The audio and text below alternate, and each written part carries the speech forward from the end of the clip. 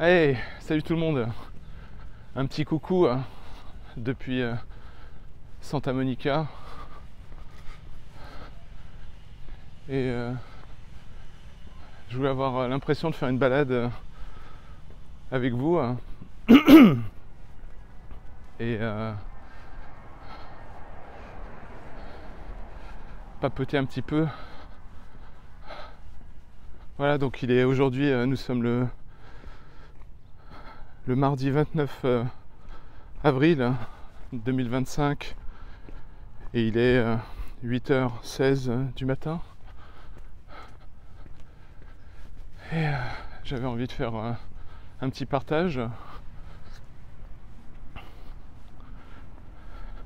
Donc je me balade dans le quartier de Santa Monica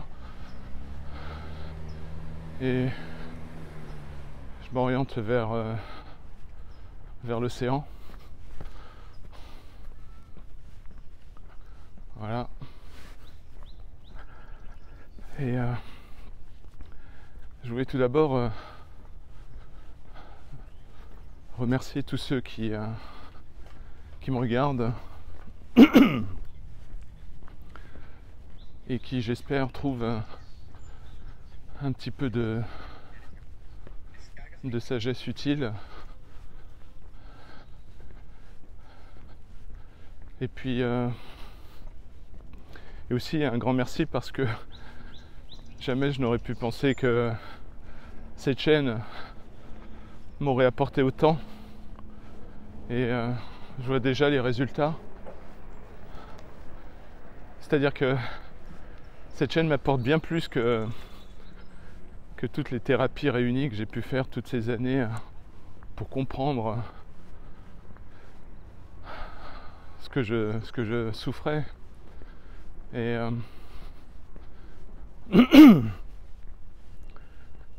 et j'ai toujours un peu de mal à faire ces vidéos parce que c'est pas du tout mon style. Je suis plutôt un bon vivant, contemplateur, artiste, qui aime passer du temps avec ses amis et pas à boire des coups.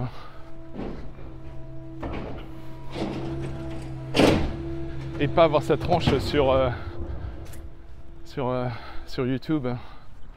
Mais je sens au fond de moi que l'exercice est important. Donc pour ceux qui auraient des hésitations, je vous invite à le faire. Parce que ce dialogue et ce partage est hyper intéressant et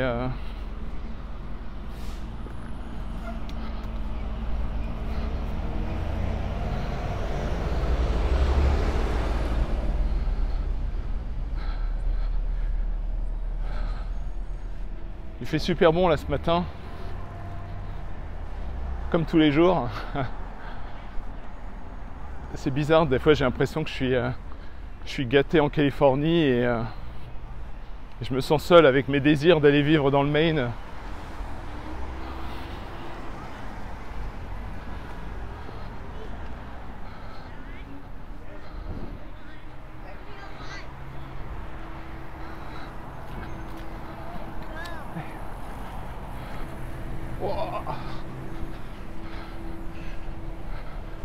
J'aime bien pendant que je fais ces vidéos de m'ausculter en temps réel et de me dire mais qu'est-ce que tu ressens là pendant que tu es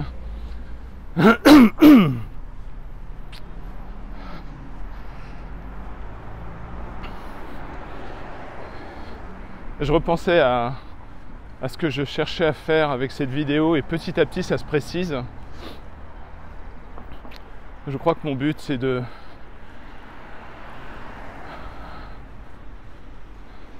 laisser une trace pour ceux que j'aime, notamment mes enfants, et peut-être transmettre ce message que dans cette vie, ce qui compte c'est les actes, c'est le courage et la nécessité d'exister. Et Et je suis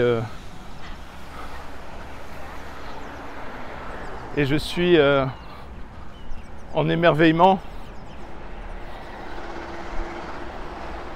lorsque je repense à mon parcours de vie avec mon enfance et mon adolescence en France, où j'ai des souvenirs magiques, magnifiques, avec les belles rencontres que j'ai pu faire, et puis la découverte de la culture américaine qui d'une certaine manière me rappelle un petit peu ce que je vivais quand j'étais adolescent en France. Et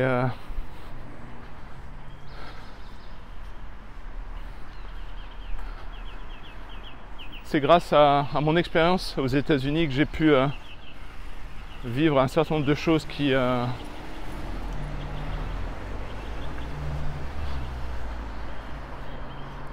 m'ont permis de décoincer quelque chose au niveau de l'équation de la vie et des questionnements tels que le sens de cette vie, s'il y en a un.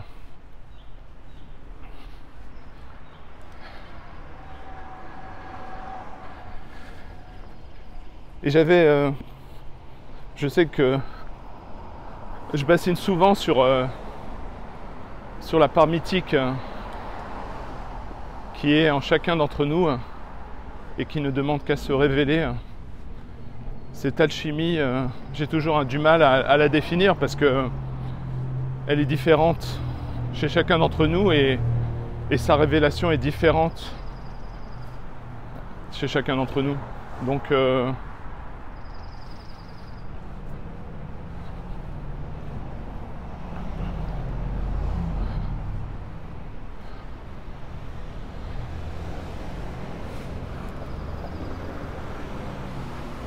il y a du monde hein, aujourd'hui.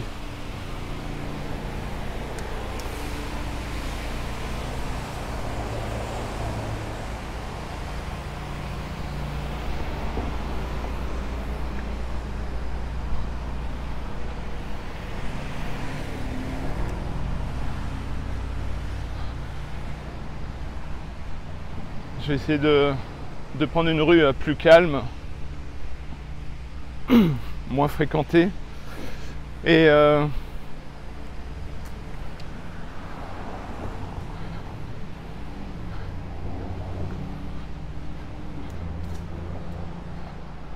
il y a donc cette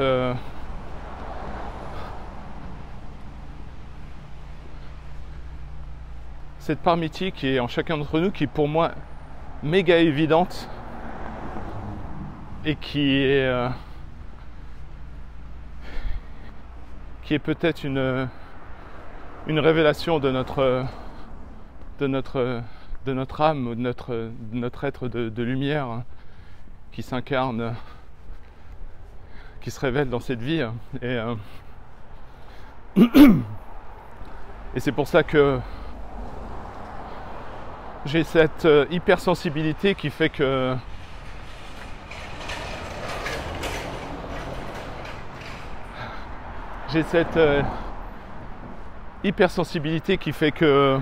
j'arrive à ressentir des choses au-delà des mots, au-delà des apparences. Ça a toujours été comme ça chez moi depuis que je suis gamin. Et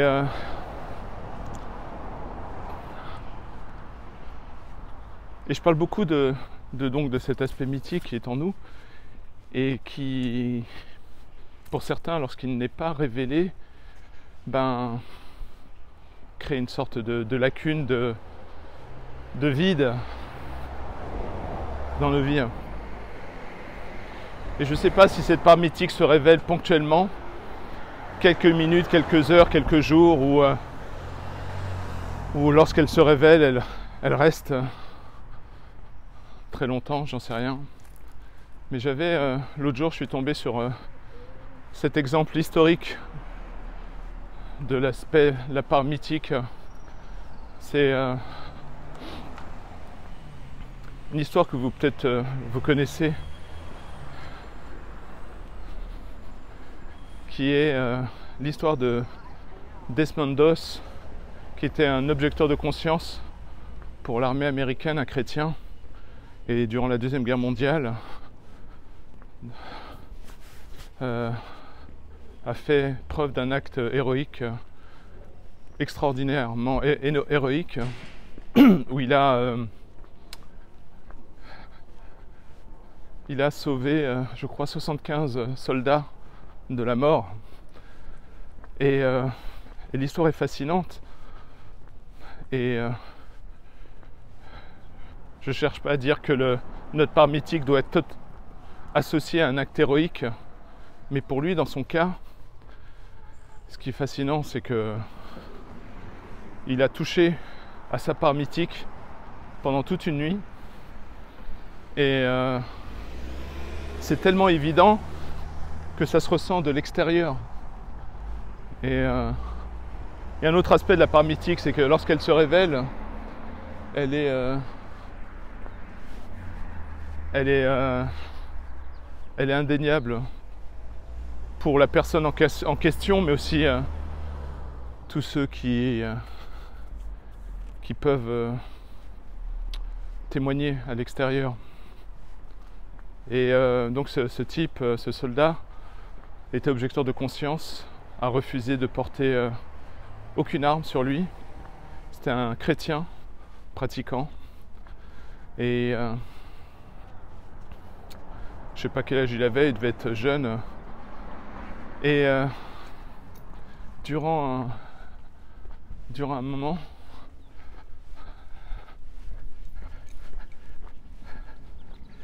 il y a eu tout son bataillon qui est monté sur un flanc de montagne, et ils sont arrivés sur un plateau et ils se sont fait canarder parce qu'il y avait des tourelles et des mitrailleuses partout autour. Donc c'était vraiment comment on dit dans le jargon militaire, la mort qui vient d'en haut. Et lui, dans son bataillon, c'était le seul à ne pas avoir d'armes. C'était aussi un médecin. Je crois qu'il était étudiant en médecine. Et donc tout le monde se fait canarder. Il y a des morts, c'est l'horreur. Et il y a 75 blessés au sol qui se sont fait toucher, qui ont reçu des balles et qui auraient dû mourir.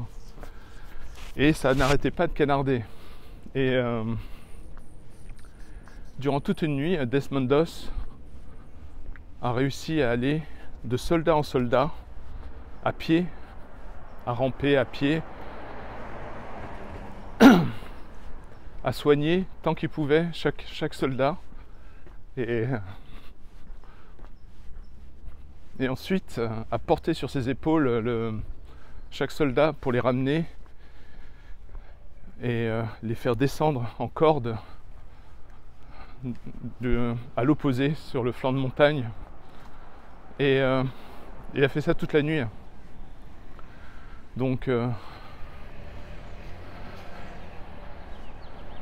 pour moi, pourquoi c'était il a réussi à révéler sa part mythique, ce n'est pas uniquement lié à l'acte héroïque qui est extraordinaire en soi. C'est que c'est ce qu'il a révélé de ce qu'il ressentait pendant qu'il faisait ça. C'est ce qui m'a touché le plus, plus que l'acte héroïque en fait. Même si l'acte héroïque est hallucinant. Et un journaliste après lui a demandé mais alors, vous pensiez à quoi? Est-ce que vous avez prié Dieu? Et le journaliste demande donc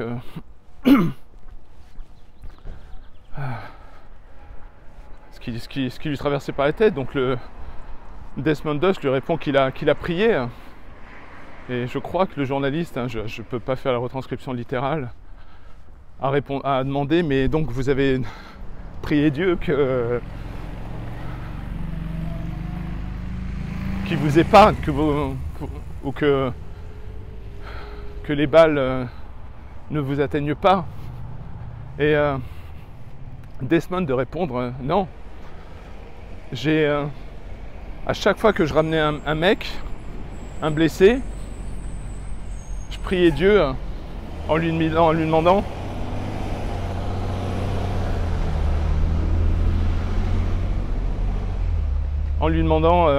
en priant Dieu pour qu'il m'autorise à en ramener un de plus. En gros, Desmond, à chaque fois qu'il ramenait un mec, il priait Dieu en disant « Aide-moi à en ramener un, à en sauver un de plus. » Et c'est ça qui rend, je sais pas, ou qui révèle le mythique à ce moment-là, parce que donc il explique aux journalistes qu'à partir du moment où il se préoccupait de son prochain, et si Dieu lui accordait de sauver encore un de plus, alors il savait que les balles n'auraient aucune importance. Et moi ça me touche parce que je sais, au fond de moi, je ressens cet appel de cette part mythique. Je ne sais pas comment ça s'exprimera chez moi, mais si ça s'exprime, si j'y arrive, ça en tout cas, les symptômes que je ressens, c'est qu'à un moment donné, il y a cet alignement où dans ta vie, après un certain nombre d'épreuves qui sont là plus pour t'aider à te révéler, à te réveiller, et ben d'un seul coup, un jour, tu te lèves et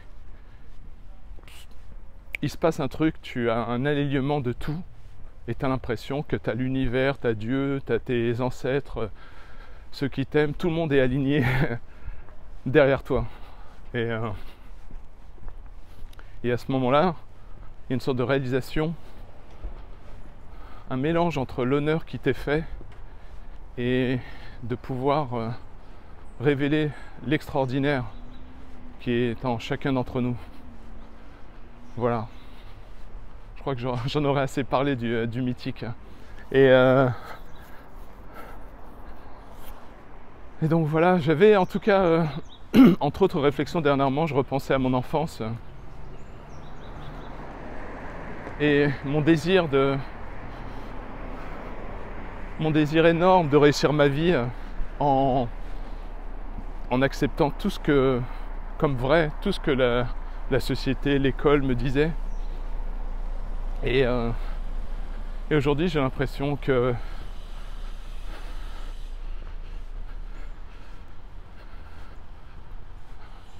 que toute mon enfance, mon adolescence a été,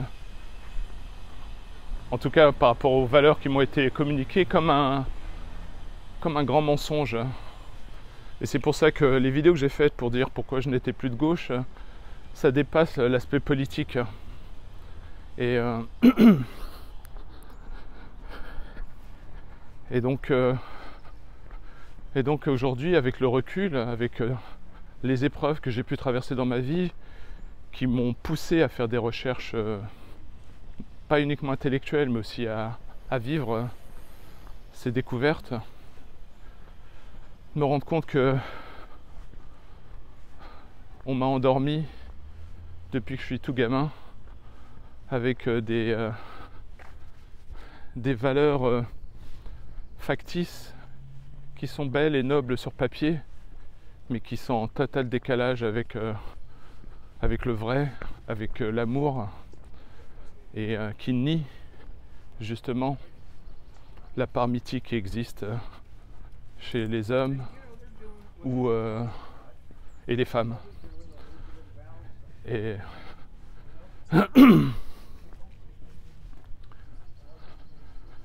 je pourrais aujourd'hui les citer quasiment une par une. J'ai grandi dans les années 80 avec une forme de joie liée à l'innocence que j'avais à l'époque, et je me disais tout ce que me dit l'école ou les livres d'histoire, c'est génial et que le monde ancien s'était planté et que nous, les nouvelles générations, on en savait mieux que les ancêtres. Et ça, c'était une grosse catastrophe. Mais je me rappellerai toujours plein de concepts qui me paraissaient évidents, qu'aujourd'hui je réalise le niveau de fourvoiement extraordinaire.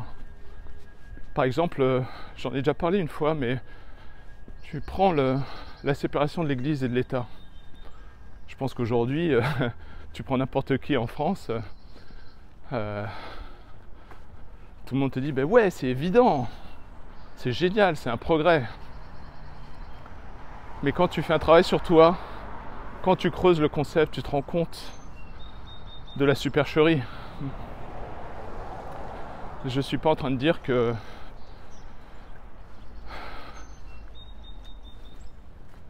faut que l'Église, je sais pas, remplace les gouvernements, mais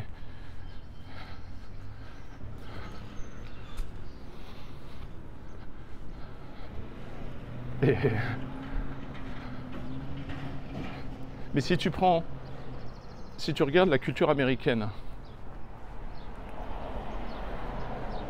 dans la part conservatrice américaine,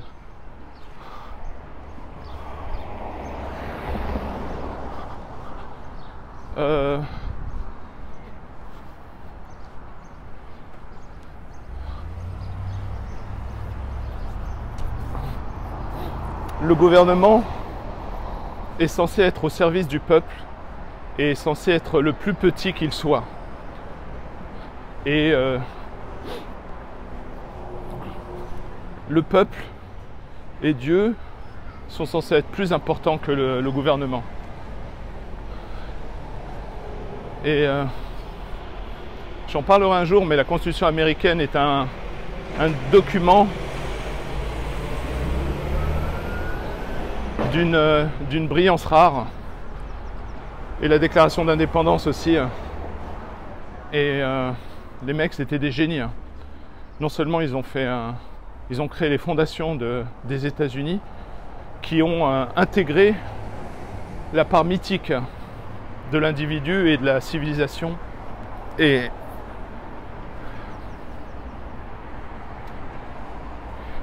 je pense que en France et en Europe, je crois qu'on a raté quelque chose à trop vouloir être progressiste et d'une certaine manière à faire la promotion d'un monde arrogant, prétentieux, individualiste et à mettre par-dessus un vernis et appeler ça l'humanisme. Et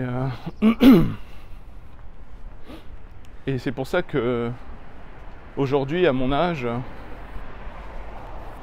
avec mes réflexions, les épreuves de la vie, mes désenchantements, j'ai l'impression qu'en France, on m'a menti et qu'il y a beaucoup moins d'authenticité et de respect pour le peuple qu'il y en a aux États-Unis.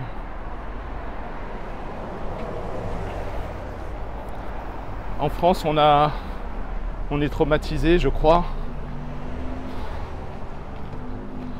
par la Deuxième Guerre mondiale, le nazisme et Vichy. Et pourtant, j'ai grandi en pensant vraiment que la France était un pays ultra fort. Je pense qu'il est toujours fort, mais le peuple est toujours endormi. Et le problème, c'est que quand le peuple français se réveillera, il sera peut-être trop tard. Et donc, le peuple risque de s'exprimer de manière terrifiante et dégoûtante. Lorsque le peuple est poussé à bout, c'est là qu'on découvre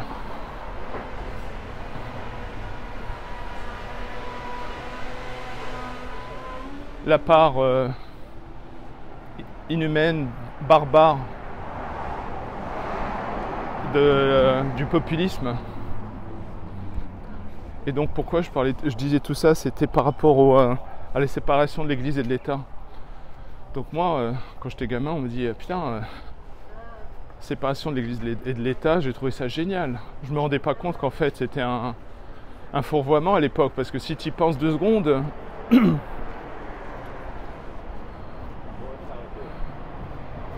il y a dans le cœur humain, dans tout le cœur humain, même celui le plus athée, un espace pour Dieu.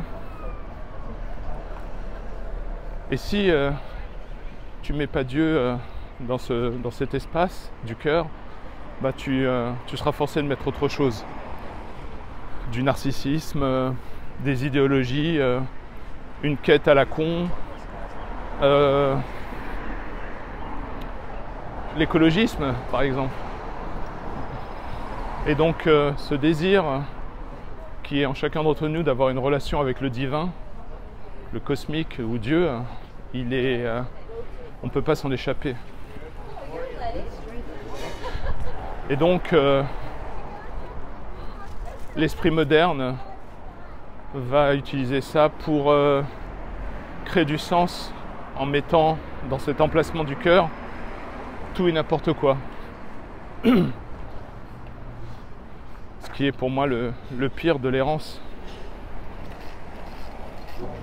Donc lorsqu'on a, je pense,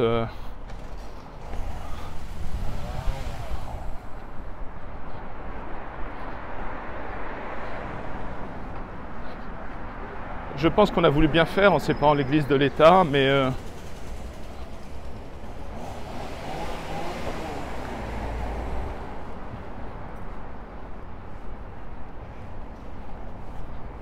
ça a foiré.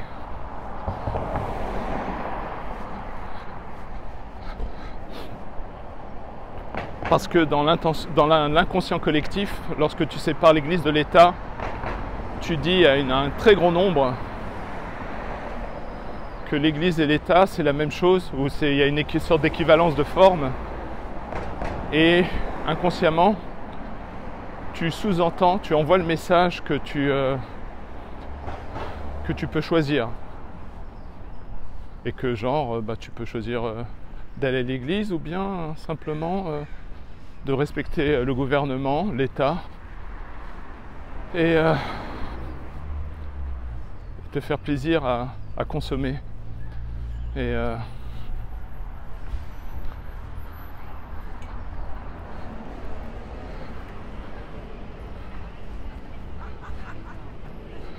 donc je pense qu'on n'a pas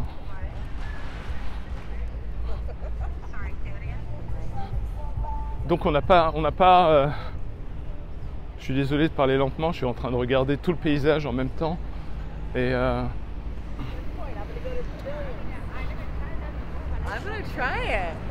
donc je suis désolé s'il y a des moments d'espace, et puis moi les vidéos je fais aucun montage après, et donc cette séparation de l'Église et de l'État a été une catastrophe parce qu'on a mal pensé le projet, c'est-à-dire qu'on n'a pas compris qu'il y avait un besoin absolu de connexion à une forme de transcendance chez l'être humain. Et donc le progressisme s'est exprimé dans une forme d'athéisme et a relégué la religion au rang d'une option. On a pris la religion, ou toute forme de rapport à la transcendance,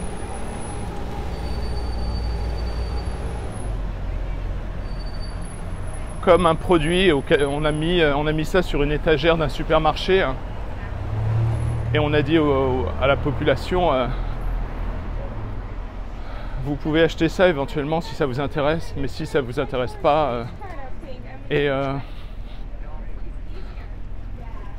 qui est fascinant, c'est que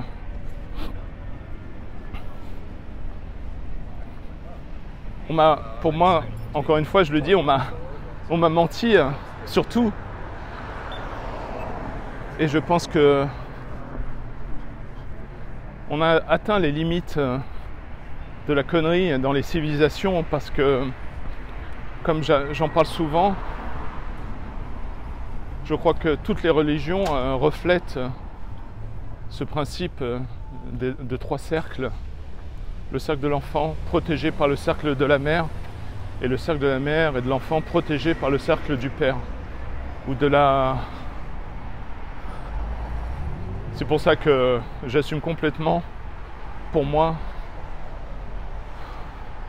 à défaut d'un jour trouver mieux, ce qui n'est pas garanti, j'assume complètement l'idée d'assumer une patriarchie qui, je pense, a disparu pour moi depuis au moins 20 ans.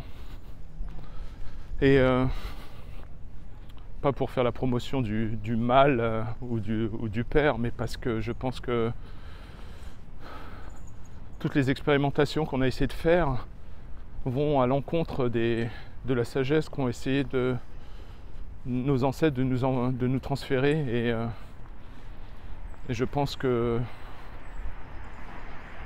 on a créé une forme d'errance, on a créé une société de poulets sans tête, et on est là en train de se gratter la tête en disant mais pourquoi on n'y arrive pas, pourquoi il y a de plus en plus d'injustices, pourquoi il y a de plus en plus de X ou de Y, sans se rendre compte que c'est nous qui créons notre malheur.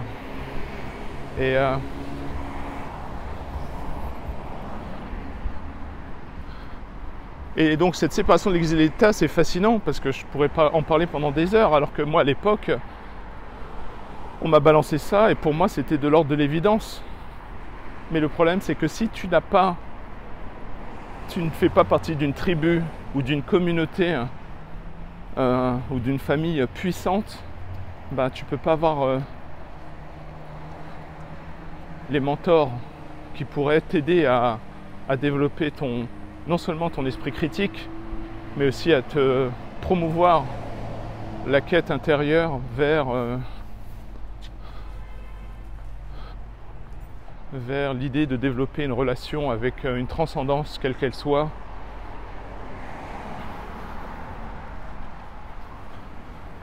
Je ne me rendais pas compte même qu'à l'époque, mon instinct, quand tu es jeune, tu es pris d'une liberté. Et quand tu as 14 ans, 16 ans, la liberté que tu recherches, c'est une sorte de liberté d'exploration pour tout et n'importe quoi. Donc la société, la civilisation a fait un excellent boulot de changer les mots, changer l'amour du père et d'activer l'instinct des jeunes qui est un instinct de transgression qui est naturel chez l'enfant, chez l'adolescent. Et lorsque tu défonces une patriarchie, d'une certaine manière tu enlèves l'amour du père. Et donc pour enlever l'amour du père, tu détournes les mots. Donc l'autorité du père, qui est censée être l'amour du père, tu la convertis et tu dis que c'est une violence. Et à force de destruction, à la fin, il ne reste plus rien, il reste juste l'égoïsme individuel, l'individualité et un concept fumeux qui est la liberté. Et la liberté,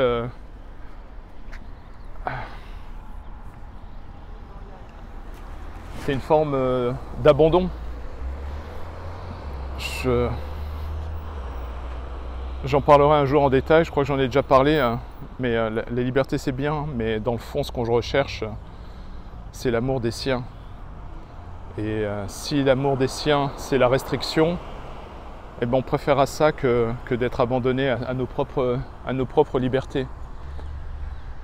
Et puis la liberté, ça sous-entendrait aussi qu'on sait qui nous sommes et ce qu'on veut, ce qui est vraiment... T'as des gens qui arrivent à 80 ans, 90 ans, ils savent toujours pas qui ils sont et ce qu'ils veulent. Donc tu peux leur donner autant de liberté que tu veux. Ouais, c'est la liberté d'errer en fait. Mais pourquoi je parle de tout ça, c'est que je réalise que qu'à partir d'un certain moment, une certaine apogée dans la civilisation, quand on atteint un moment donné où il y a une forme d'équilibre dans la société, passer ce cap, ce point culminant de succès civilisationnel, après tu as un déclin où tous les égos divers et variés s'expriment. L'ego de la société, l'ego du capital, l'ego de l'enfant, l'ego de la femme, l'ego de l'homme, tout devient une tambouille. Et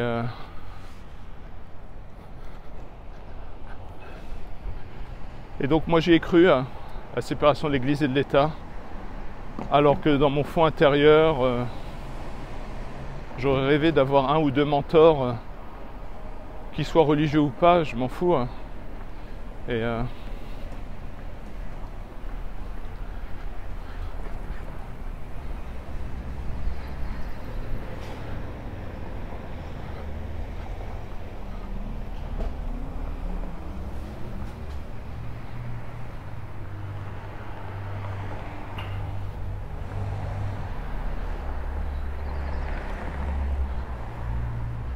Donc ça c'est un des nombreux mensonges qu'on m'a inculqués. Et puis j'en ai des centaines. Hein. Donc un jour je pense que je ferai un épisode sur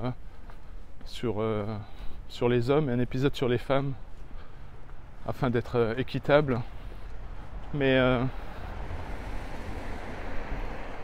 je prends par exemple, j'essaie de faire en sorte que mes vidéos ne soient pas trop longues. Je prends juste un autre exemple de mensonge. Le féminisme et la libération sexuelle des femmes.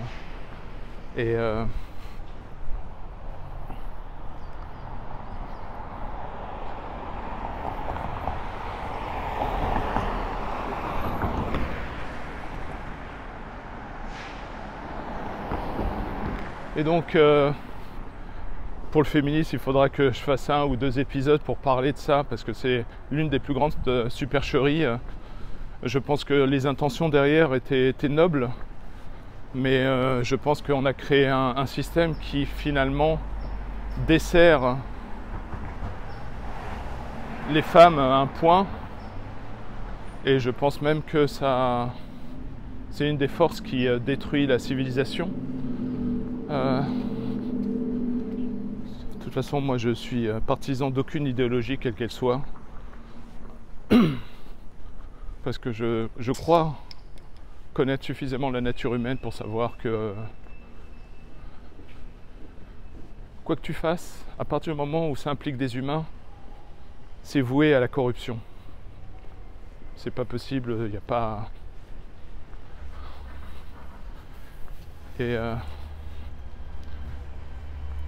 Ce qui me fascine aujourd'hui, avec le niveau de connaissance que j'ai aujourd'hui, que je n'avais pas avant, c'est que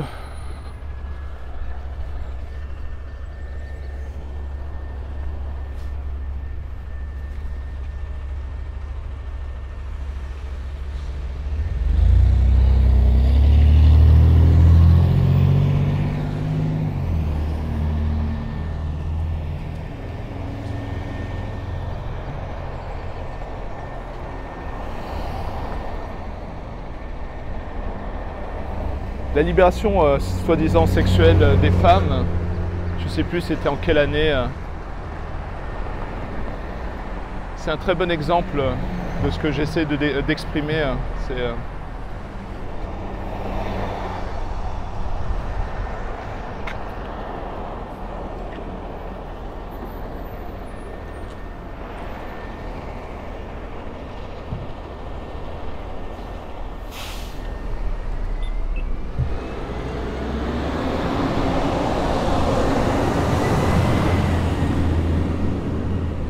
c'est des sujets hyper délicats et puis qui sont toujours difficiles pour moi à articuler parce que j'ai été conditionné à avoir une sorte de chape de plomb à chaque fois qu'on aborde ces sujets-là, parce que pour le commun des mortels, c'est de l'ordre de l'évidence, alors qu'il n'y a rien d'évident. Dès que ça touche l'humain, il n'y a rien d'évident. Il n'y a que des idéologies arrogantes et prétentieuses qui pensent qu'il suffit de réguler l'humain. Or, l'humain exprime son pire lorsque on cherche à le réguler, à le dompter, à mettre en souterrain ses instincts. Il y a ce concept que j'aime beaucoup dans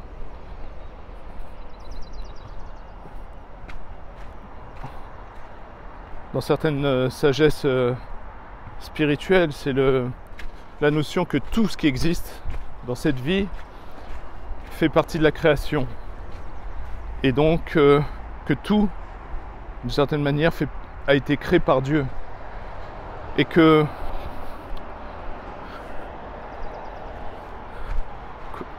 qu'il vaut mieux comprendre les notions de bien et de mal autrement que par un jugement moral, mais plus par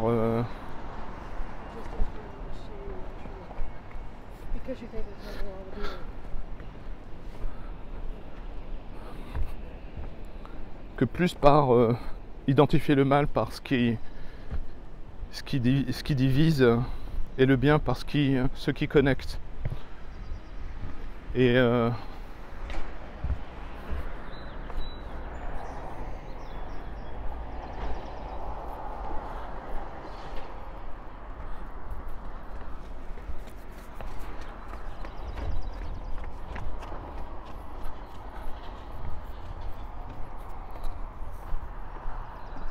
alors, je prends l'exemple de ce qui pourrait apparaître pour tout le monde comme quelque chose de génial, la libération sexuelle. Mais rien que dans le concept, il y a déjà une forme de tentation inscrite, c'est-à-dire qu'en gros, on enlève l'aspect sacré du rapport sexuel pour le rendre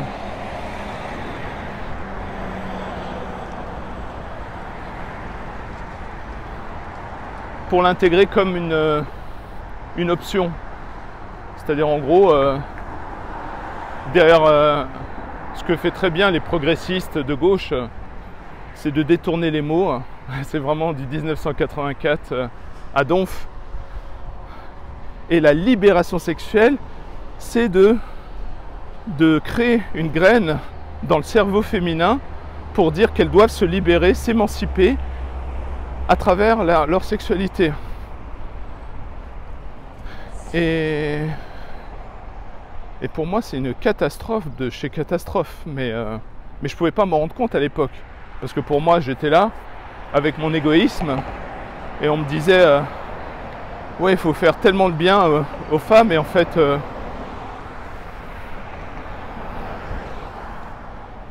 c'est on faisait la promotion d'abandonner les femmes. Donc moi j'étais là avec mon égoïsme, parce que dans le fond,